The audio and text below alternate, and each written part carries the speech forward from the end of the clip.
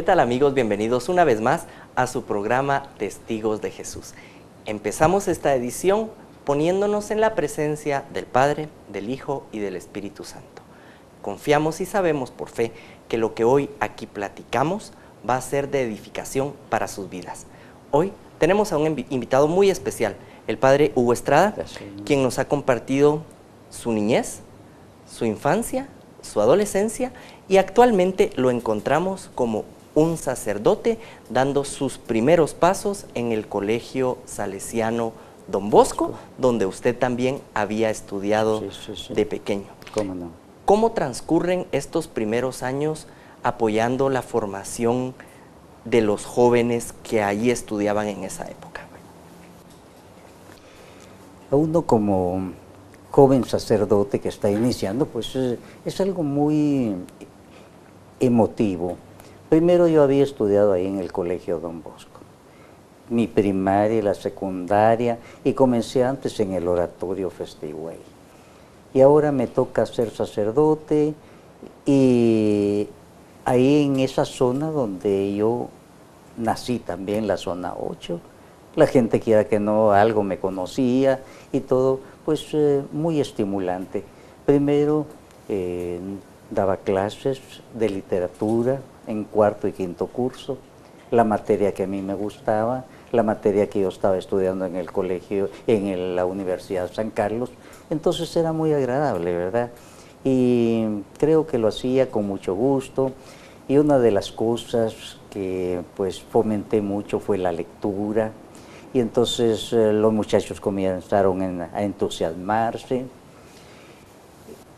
Organizamos una revista de tipo literario para que escribieran ellos sus primeras inquietudes, se llamaba Ecos del Don Bosco, todavía existe, ya pasaron los 50 años y sigue y entonces ahora con el tiempo uno cosecha. De ahí salió uno de los grandes escritores de Guatemala, Dante Liano. De ahí salió también, salieron varios, me cuesta a veces los nombres, me cuesta a veces, González Davinson también, un novelista. Los nombres propios a veces, pero ya van a ir saliendo poco a poco. Le entiendo porque me pasa lo mismo, seguramente tiene la imagen aquí. Max Araujo, otro escritor también, ahí, todos ellos comenzaron escribiendo ahí. Galich, otro gran, ahí comenzó escribiendo. Todos comenzaron con sus cuentos, con sus impresiones, y después llegaron a ser grandes escritores de Guatemala. Manuel Galich, Dante Liano, Max Araujo, González Davinson. Muchas veces cree usted que los jóvenes lo que necesitan es alguien que les dé ese empujoncito y que les diga, agarre el lapicero, o agarre esa pelota, o agarre esa computadora. Eso es.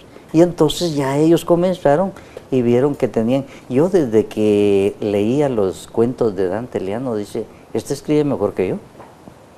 Este escribe mejor que yo. Y aquel ya tenía esa cosa, la vena, ¿verdad?, del cuento. Y todos esperaban el cuento de Dante Liano ahí porque era su compañero y a veces le ponía circunstancias ahí del colegio, sabía muy bien llevar. ¿Libro o escritor favorito del padre?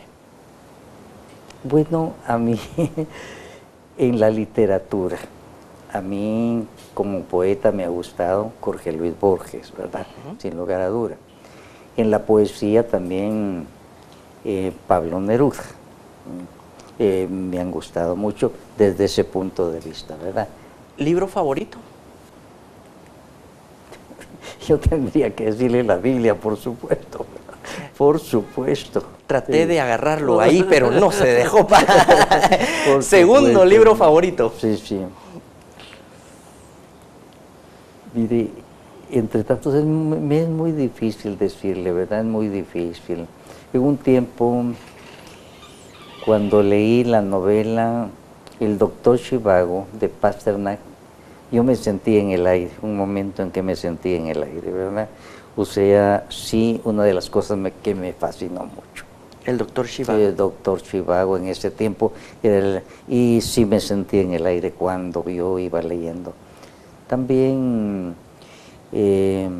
Kundera me gusta mucho, de los Kundera. Último libro que leyó. Los últimos que he leído son de tipo bíblico, ¿verdad? Fue de la nueva evangelización. Como estábamos en el año de la fe, pues me llamó mucho, pero me cuesta recordar el autor y me cuesta en este momento, pero fue ese el que leí, ¿verdad? ¿Cuál fue el mensaje o los mensajes que dejó ese libro, más allá del autor? Sí, fíjese, sobre todo me ayudó a mí a un examen personal de mi fe. Para mí fue un acierto del Papa proponernos el año de la fe, algo, y yo me lo tuve que proponer. Y escribí un libro también titulado Examen de mi fe, que ha tenido, en un año tuvo 3 ediciones, es muy grueso. Y tuvo 3 ediciones, se ve que Al decir grueso es grueso y grueso.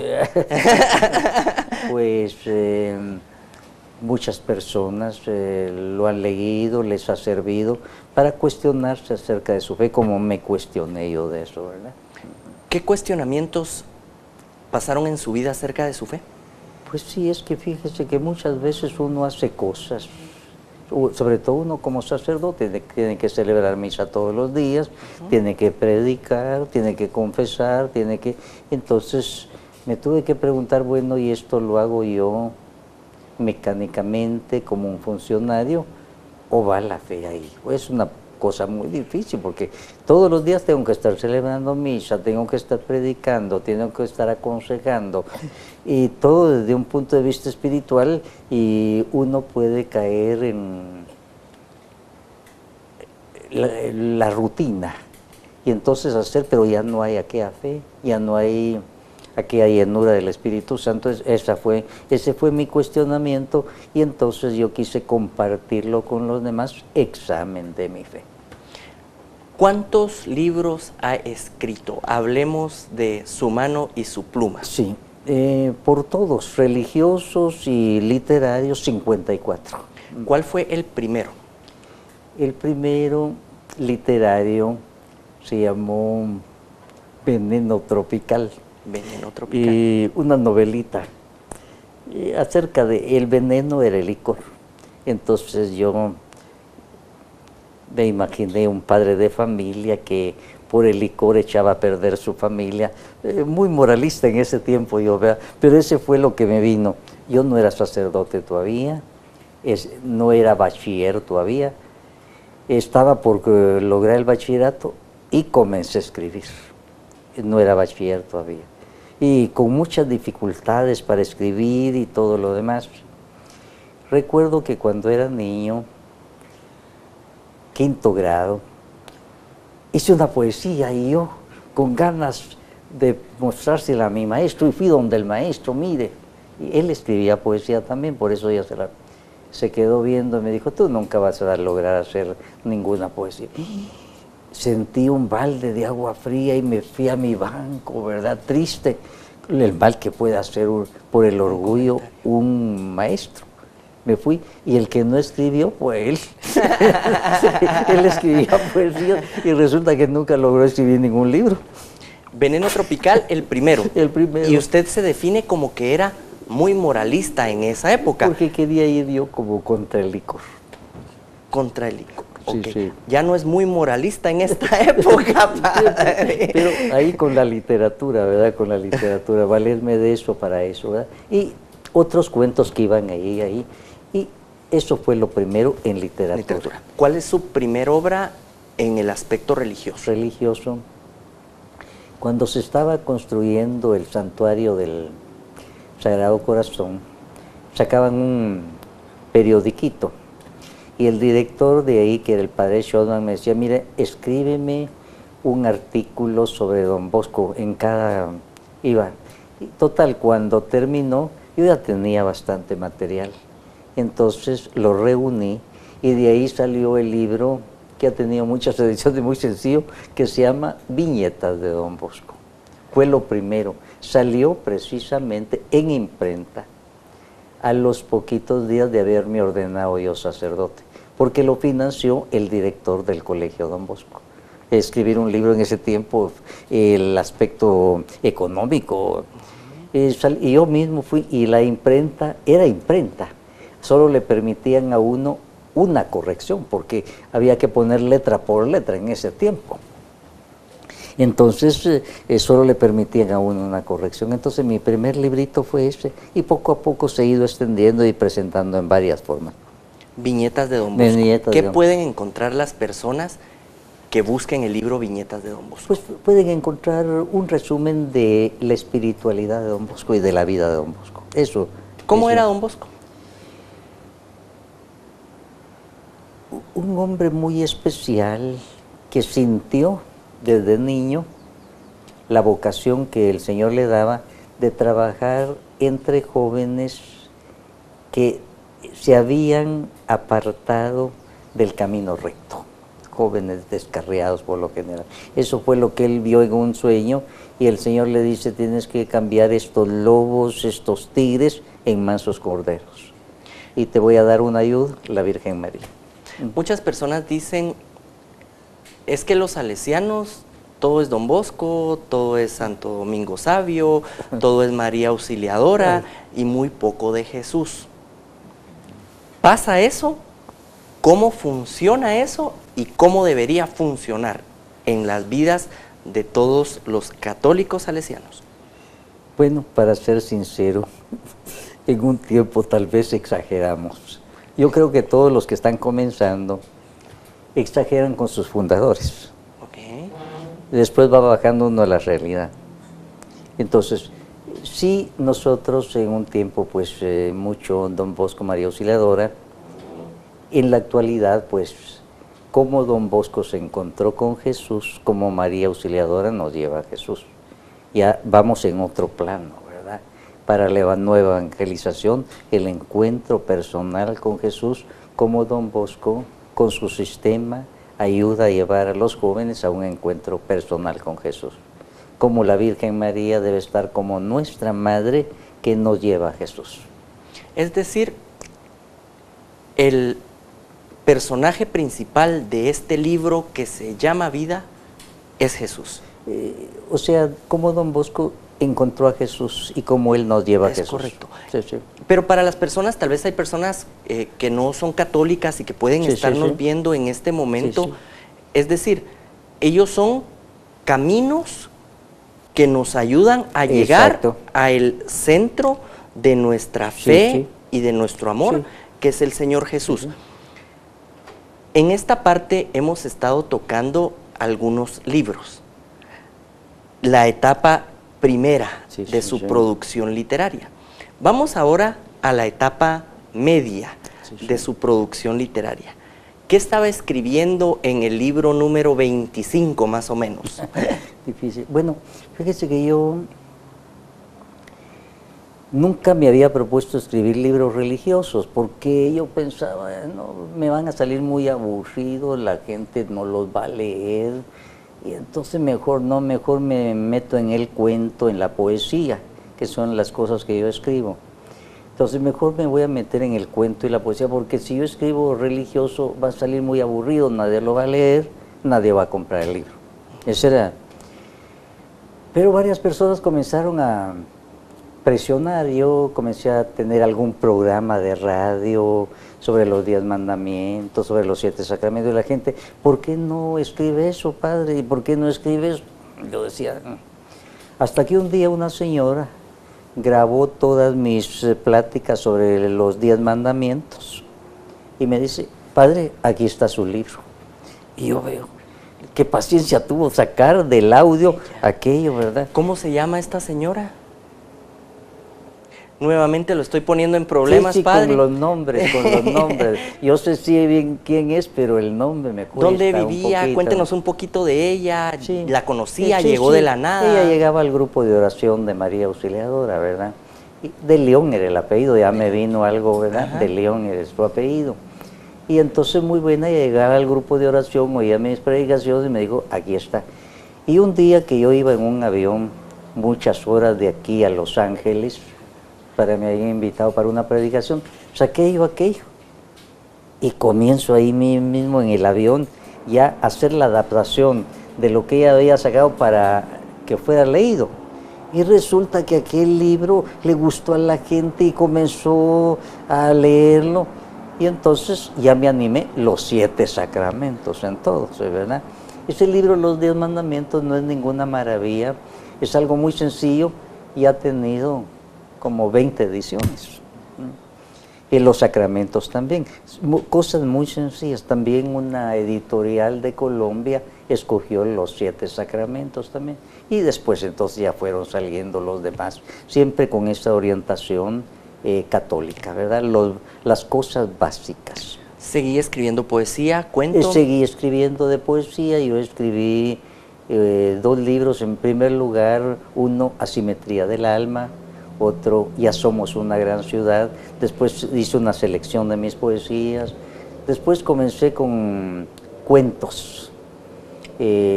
Por el ojo de la cerradura se titulaba uno. El título de un libro que llevaba varios cuentos. Después hice un resumen de todos mis cuentos y resumen de todas mis poesías. Y lo último que escribí de poesía fue Poesía para un mundo posmoderno.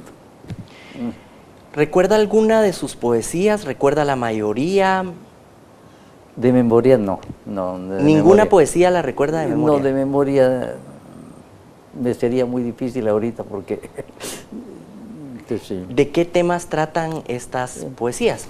En la poesía me pongo ante el mundo moderno y hago algunas reflexiones sobre eso, pero a mí me ha gustado la poesía, lo rutinario, ¿verdad? Lo que se ha llamado la antipoesía. Por ejemplo, veo el basurero que está por ahí en la zona 3 y se me ocurre una poesía, El basurero municipal, ¿verdad? Y hago poesía de ahí en el basurero que se encuentran cartas de amor con calcetines rotos, y en fin, ahí voy con todo eso, ¿verdad? Y hago una poesía de eso. Este estilo de poesía le ha de haber traído algunos comentarios no muy agradables, padre, porque hacerle una poesía al calcetín chuco del basurero para los poetas tradicionales no ha de ser muy agradable. Sí, por eso dice alguno, el padre no parece padre, algunos, ¿verdad? Pero es el asunto de la poesía, como la enfoca, lo que se llama la antipoesía, de la cual un autor chileno de apellido Parra pues hizo esa, a mí me gustó ese enfoque. ¿Va usted en contra de la corriente muchas veces?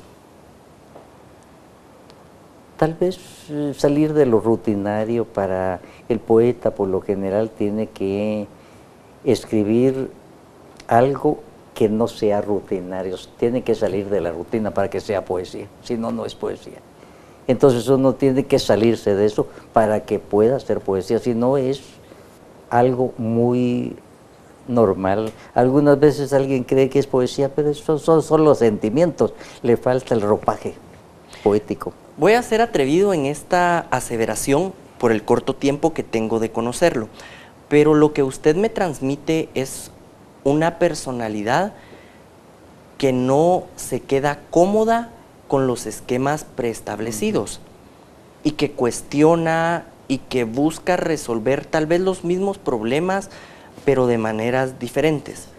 ¿Hay algo de correcto en mi apreciación o me equivoco totalmente tal en vez esto? Tal vez así es, ¿verdad?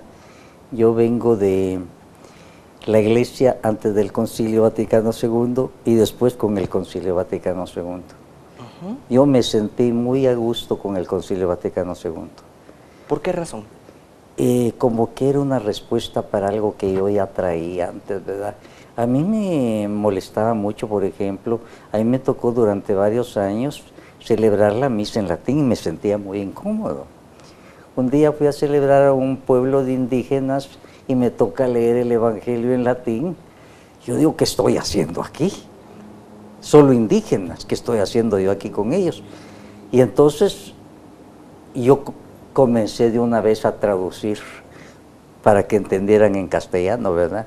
Iba contra las normas de ese tiempo, pero me estaba adelantando al concilio. Yo al ver a aquellos indígenas ahí, oyéndome leer el Evangelio en latín, yo digo, ¿qué estoy haciendo aquí? Y entonces yo de una vez les iba traduciendo el Evangelio, ¿verdad? Entonces pienso yo pues que a mí el Concilio Vaticano II, cada cosa que venía, en cambio para muchos padres fue muy duro, fue muy duro. Para mí era una maravilla todo lo que venía, sentía una respuesta para algo que estaba buscando. Ese Espíritu de Dios es el que lo ha buscado a hacer cuestiones prácticas, Sí, sí. a buscar soluciones que se adapten a la realidad que estamos viviendo, a acercar a Jesús al común de los mortales así y es, no que así sea es. algo tan... Eso le aprendí a San Juan Bosco. Fíjese que San Juan Bosco, cuando le escribía sus libros, primero se los leía a su mamá. Y su mamá era analfabeta. En aquel tiempo los campesinos italianos no aprendían a leer. Y entonces si ella entendía, ella está bien. Un día dijo, el clavígero celeste. Hijo, ¿y eso qué quiere decir? Se refería a San Pedro clavígero celeste. Hijo, ¿y eso qué quiere decir? Ah, es que San Pedro tiene las llaves. Pues hijo, el llavero, el que tiene las llaves. Y se dio cuenta que su mamá no entendía clavígero celeste y tuvo que cambiar, don Bosco. Primero le leía sus libros a su mamá. Pero, por ejemplo, Molière también le leía sus libros a su sirvienta primero, para ver si ella los entendía. Así es que San Juan Bosco en eso me ayudó para hacerme entender de la gente cuando yo escribo. ¿Sus homilías las escribe o las transmite? No, mire, yo siempre llevo un resumen para llevar un orden. No escribirlas todas palabra por palabra, pero sí llevo un orden de lo que voy a decir. Eso me ha servido mucho para que la gente entienda y yo sepa por dónde voy.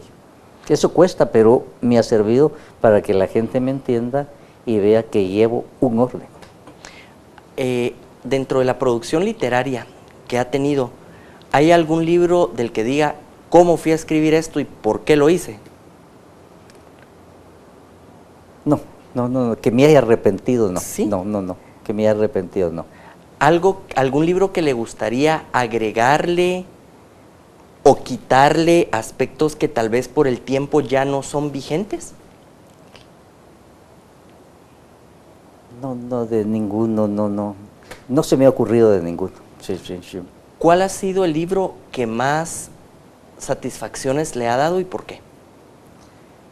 No es el mejor escrito, pero el que busca a la gente. Hasta el título parece comercial. Fíjese que se llama Meditaciones para los días de sufrimiento. La gente ve, esto es para mí, y se lo lleva. Ha tenido más de 20 ediciones.